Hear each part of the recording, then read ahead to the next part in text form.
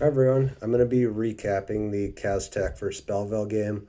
I specifically picked this one because I believe it's without a doubt one of the best high school football games I've ever seen, and I really enjoyed watching it last night. For the Tech versus Belleville game, this was a Michigan D1 football semifinal game. The winner of this game will now meet Clarkston versus Caledonia in the state championship that will be played at the Detroit Lions Ford Field. I think that game is going to be played next Saturday, which is November 26th at 1 p.m., broadcasted on Bally Sports Detroit.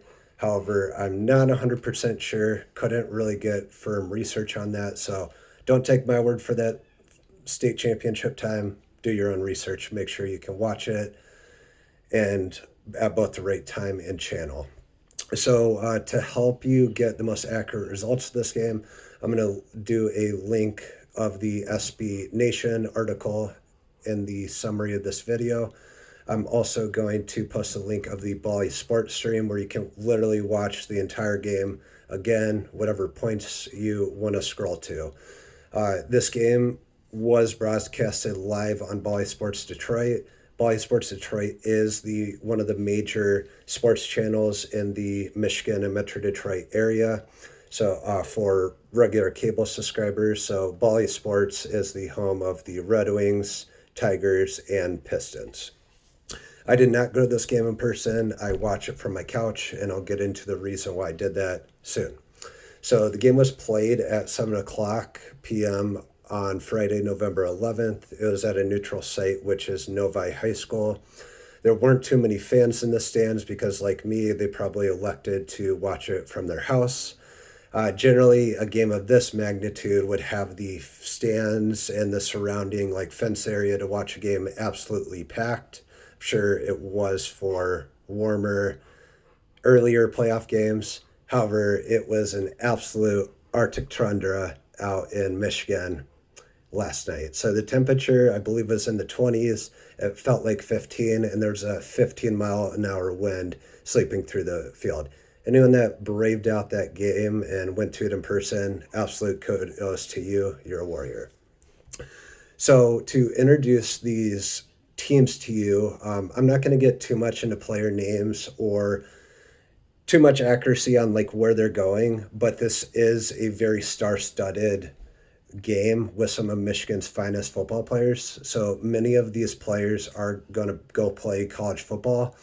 One quick review of a website I looked into had multiple players going to Power 5 schools, others are going to other prestigious D1 schools, and then some are also going to some of the top D2 programs for football in the country. The three players I'd like to highlight that really stood out in the game was Belleville's quarterback. He is considered to be the number one quarterback prospect in the entire country. I believe he's sophomore class. So number one for that particular class. Insane. Tech also has a running back that's going to Green Valley State in Michigan, which is a top D2 football program. He also had a phenomenal game. Lastly, Kasek had a freshman that absolutely busted onto the scene that had many impressive plays on both sides of the ball and even special teams. All right, so without further ado, I'm going to get into the actual game itself. So Belleville received the ball first, and despite a number of significant penalties on their first few plays, they were able to get past that and run the ball effectively, getting a high number of yards per carry. The play's highlight was there was a halfback draw up the middle that he bounced outside for large gains. They ended up scoring a touchdown on this drive, getting the score to 7-0 in Belleville's favor. Tech answered back by not by scoring, but having a decent drive to midfield. And then in a fourth down and manageable, Tech elected to do a surprise punt where the quarterback and shotgun just booted the ball. And it actually was a phenomenal punt. It ended up pinning Belleville at the 1 yard line. So the first play with Belleville pinned so deep was a near safety. The running back got hit in the backfield, but was able to escape and get a few inches out of the end zone. The next play, not too much happened, and on third down, the quarterback threw an absolute bomb, a sideline fade for about a 40 to 50-yard gain. Only a few plays later, running back took a pretty significant run for a TD, extending Belleville's lead to 14-0. Honestly, when I was watching this game, I thought Belleville was easily going to win it. They just seemed like a faster, more put-together team on at least the offensive side of the ball.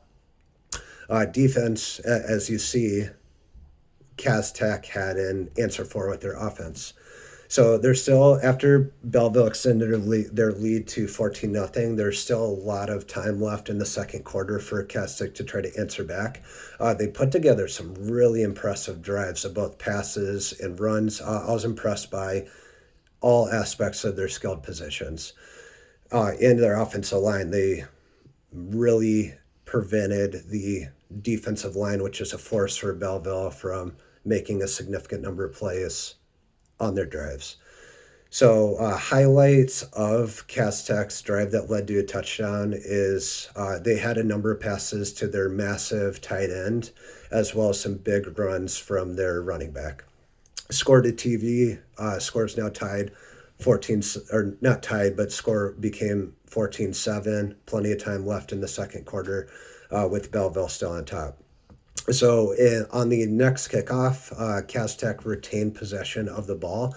It was either an accidental or a surprise onside kick. It was a pooch kick, which went about 15 yards. It was only like 15 yards in the air, so it was a very easily catchable ball.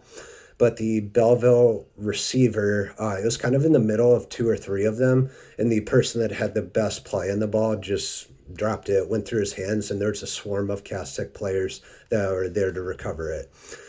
The drive for Cas Tech that then retained the ball, it looked a lot like the first drive, just a handful of runs, passes, where they march right down the field with few losses or low yardage plays, and they tied the game at 14-14.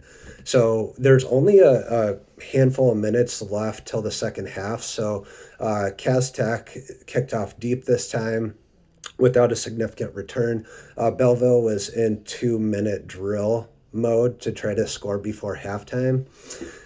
They passed the majority of the plays, not doing too much of a drive. I think they did get up to midfield-ish. And then a really big turn of events, instead of it going into halftime 14-14 or even Belleville scoring in some capacity to take a lead, the Belleville quarterback threw an absolute bullet to one of their wide receivers. The ball went through their hands, tipping it up to a Belleville defender, I believe number 11, who returned it for a pick six. Number 11 had a phenomenal game, at least on defense, if not both sides of the ball. So with the pick six, Cas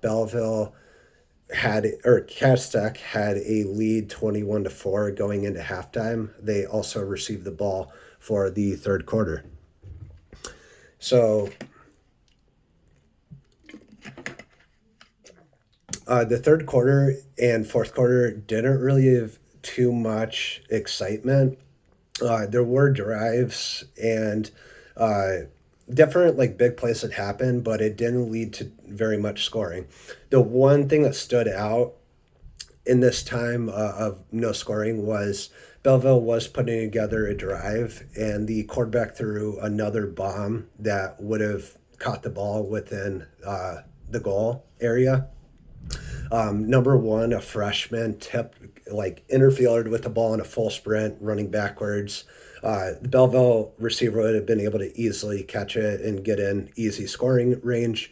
However, number one on Cas Tech tipped the ball. It ended up landing right in his arms, and then he even returned it for a pretty impressive amount. Nothing crazy, like he didn't get past midfield, but better than within the 10-yard line.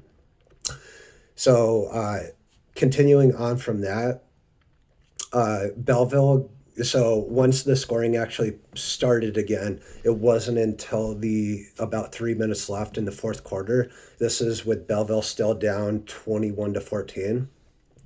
So Belleville's pinned deep within their own side of the field. They drove all the way down the field with a combination of both passing and run plays. The highlight of this drive was the Belleville quarterback put together fantastic runs to both get them within the goal line as well as punch it in himself. So the announcers highlighted something interesting that the quarterback didn't do too many run plays throughout the season, which you would have never figured because he was running the ball super impressively, like Michael Vick. That led to them punching the ball in here and an ensuing scores and drives for the rest of the game. So they punched it in for the to tie the or to get close to tying the game 21-20.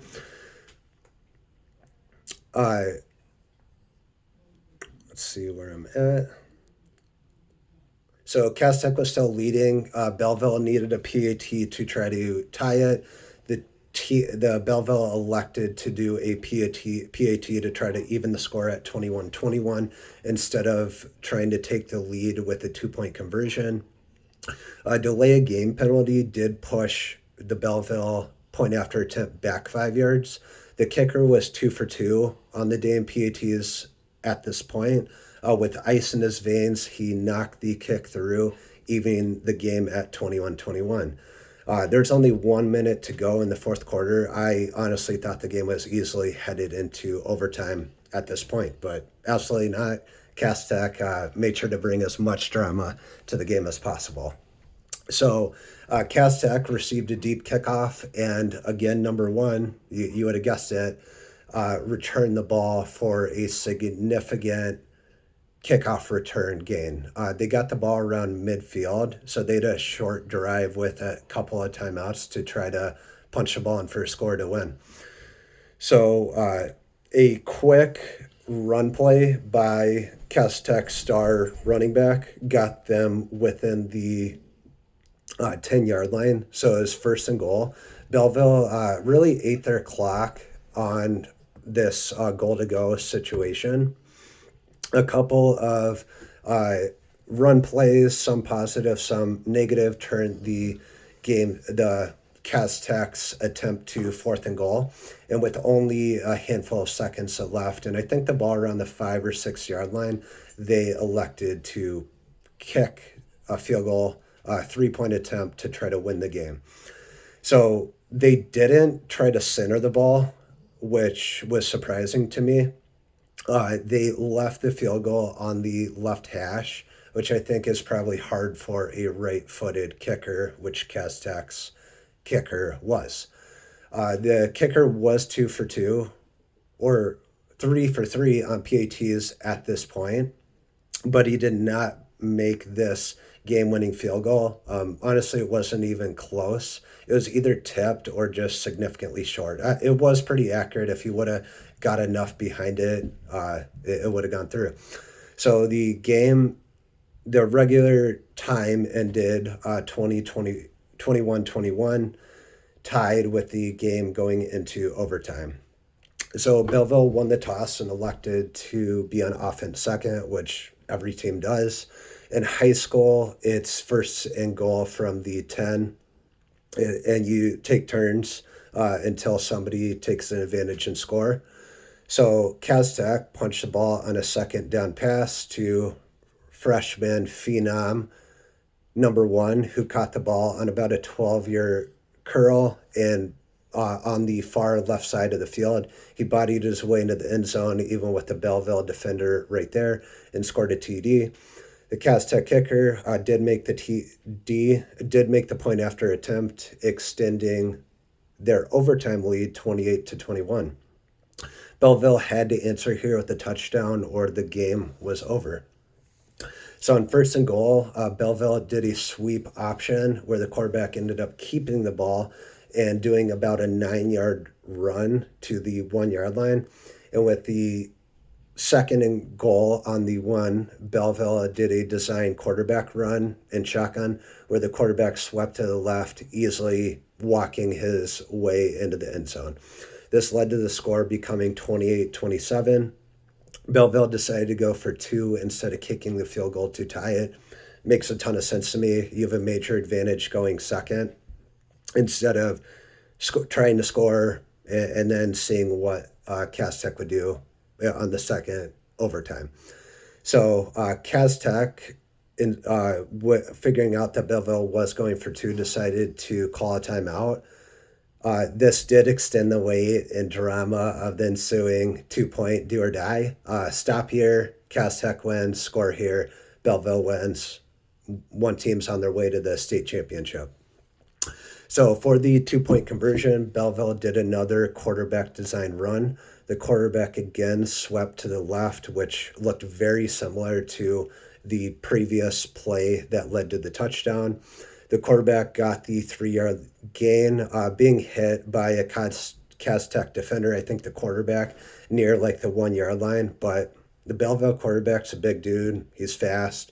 He was able to easily get about 1 to 2 yards past the goal line into the end zone, falling in with the defender on him to score the 2-point conversion and win the game for Belleville. So Belleville will be on their way to the state championship at Ford Field next Saturday. Very exciting game. Great job to both teams, and excited to see you guys make deeper runs in the playoffs again next year. All right, bye everyone.